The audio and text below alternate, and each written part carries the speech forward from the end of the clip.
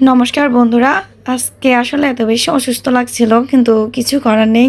Video ready করতে হবে, কারণ টাইমে পোস্ট করতে হবে। আমার কথা শোনা অবশ্য বোঝাই যাচ্ছে, অন্যদিন অনেক দ্রুত কথা বলি। আজকে আসলে ওভাবে বলতেও ইচ্ছে করছে না, আর পাচ্ছিও না। আসলে এটা একটা ওই মন্দিরে যাওয়ার ভিডিও। গোলপাহাড় কালীবাড়িতে গিয়েছিলাম, তো আমি সিঁড়িতে প্রণাম করে মন্দিরে ঢুকে গেছি। আর মায়ের মুখটা দেখলে সব দুঃখ একদম দূর হয়ে যায়, সকল অসুস্থতাও দূর হয়ে যায়। তো সেটাই বলার। ওখানে অনেক প্রোগ্রাম হচ্ছিল সেদিন, মানে প্রোগ্রাম বলতে অনেক অনেক অনুষ্ঠান হচ্ছিল। মানে আমরা গেছিলাম তখন পুরো ভিড়, অনেক ভিড়। আর আমি গোলপাহাড় কালীবাড়িতে মূলত গেলে প্রসাদ না নিয়ে আসবো সেটা কখনো হতে পারে না।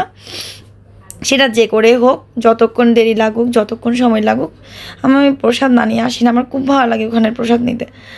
তো এখন মাকে দর্শন করে তারপর একটু বসলাম কিছুক্ষণ। এখানে সবাই নাচের প্রিপারেশন নিয়ে বসে আছে, কেউ গান করবে, মানে এক একজন এক একটা করবে আর কি। ওরা একটু ছবি তুলছিল, আমি ফাঁকে ওদেরকে একটু ভিডিও করে নিলাম। তো এবার আমরা প্রসাদ নিতে বসে পড়েছি। প্রথমে প্লেট দিয়ে ওখানে পানিতে হাত ধুয়ে নিচ্ছি, ওটা তো সবাই প্রথমে করে। ভাত দিয়ে দিয়েছে এবার।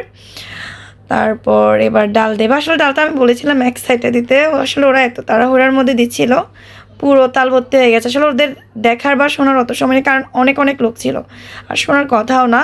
ওরা খুব তাড়াতাড়ি দিচ্ছিল, আর ওটাই দেওয়া উচিত, কারণ অনেক লোকজন অপেক্ষা করছিল।